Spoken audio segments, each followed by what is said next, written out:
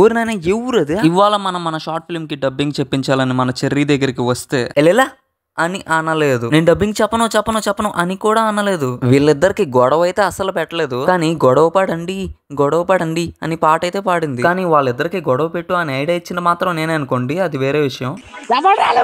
ఇంకా తర్వాత మన నెల్లూరులో ఉన్న ఇస్కాన్ టెంపుల్ కి అయితే వచ్చేసాం. ఆహా, మన జగన్నాథ్ స్వామిని చూస్తూ ఉంటే ఇంకా చూడాలి అనిపిస్తూ ఉంది. జై జగన్నాథ్.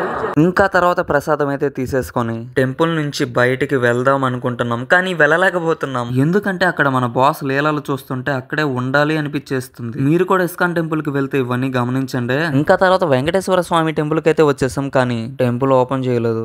అందుకే కనపతిపాడులో ఉన్న సుబ్రహ్మణ్యేశ్వర స్వామి టెంపుల్ కి అయితే వచ్చేసాం. ఈ ఆలయం చరిత్ర చాలా మహోన్నతమైనది. ఈ వీడియోలో చెప్పాలంటే సమయం సరిపోదు, అందుకే నెక్స్ట్ వీడియోస్ లో చెప్తాను. ఇంకా తర్వాత మన చెర్రీ ఏం చేస్తుందబ్బా అని చెర్రీ దగ్గరికి వస్తే చూడండి,